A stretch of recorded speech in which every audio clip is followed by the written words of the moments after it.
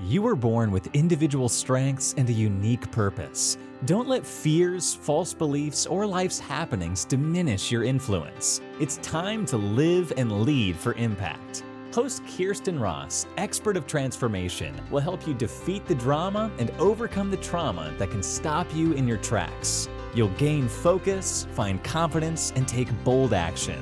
Unleash passionate, purposeful you. Let's go. Welcome to Live and Lead for Impact. I'm Kirsten Ross, your host, and this is episode number 172. Thanks so much for joining me. I'm going to be talking about a really important topic if you are working to make your bigger, bolder impact. I'm going to share 3 words to ignite employee correction. So let me ask you, do you have a tough time starting correction conversations? And I use that term with intention.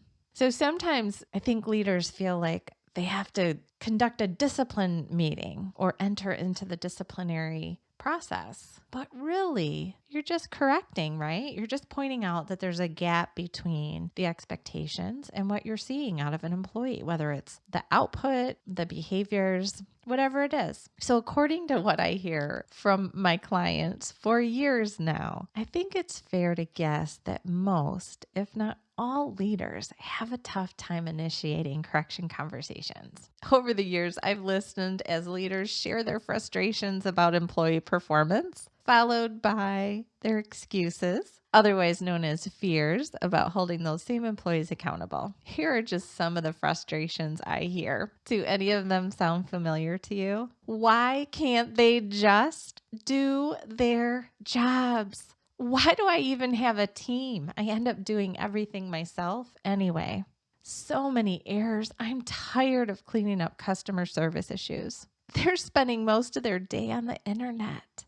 I try to model appropriate work ethic for them. Why don't they just follow my lead? I delegate tasks, but they never get done. I just have to do things myself. Is it really that difficult to show up for work on time? I tried to implement a new piece of equipment to make life easier, but no one will use it. Any sound familiar? Are you chuckling to yourself right now? And then here are some of the excuses that sound like reasons but aren't for why they haven't had the conversation to correct behavior. I don't have time. They just get mad. It never works anyway. And a real favorite of mine, I don't want them to quit. Or how about I yelled at everyone 2 weeks ago and it made no difference.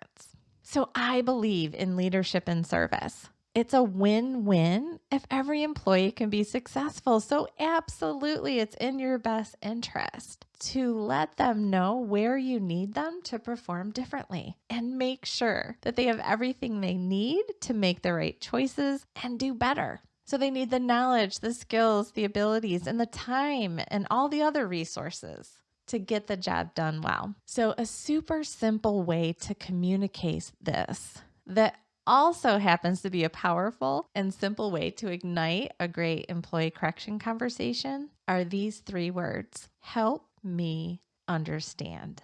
So these 3 simple words can begin a conversation that puts you on the side of their success. So there isn't blame, you're not coming from an assumption or sounding like you're coming from the assumption that they're choosing to do a bad job.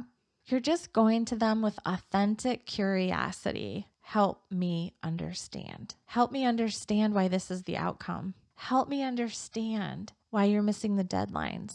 It communicates, I want you to be successful. Let's work together to figure out what needs to change.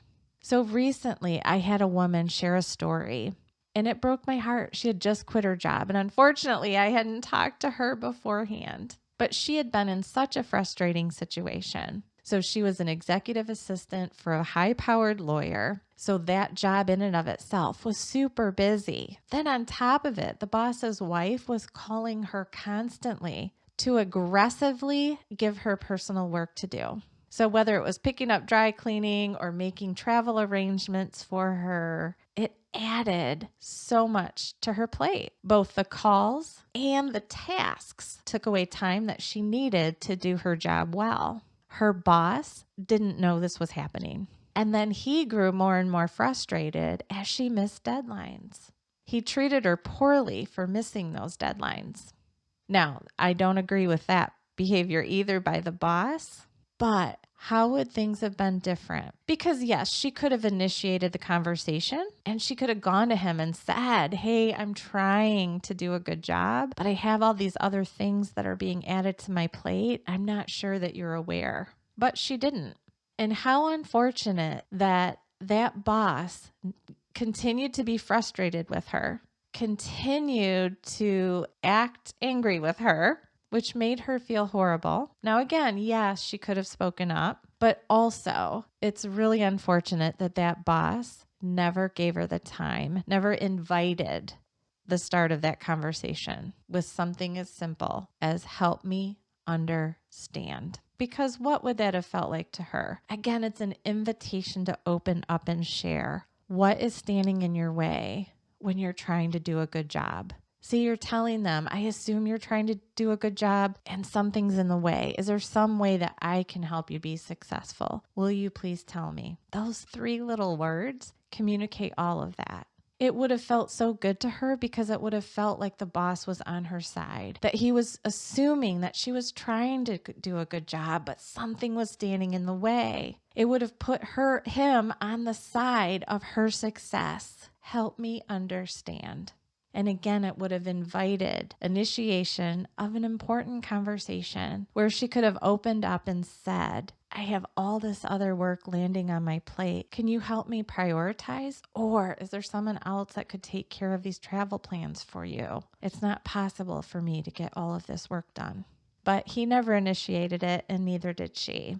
And so by the time I heard this story, she was between jobs. And really, the power that these 3 words would have had for the person in the job and for the boss. So I just want to encourage you, if you don't know how to start an employee correction conversation, if you're putting them off, and trust me, I've been in circumstances where I'm speaking to hundreds of leaders at one time, and I ask them to raise their hands. Are you currently avoiding a correction conversation right now? And it's usually over 90%. So I know this is a common problem, and there are good things on the other side of a conversation that you initiate with, help me understand.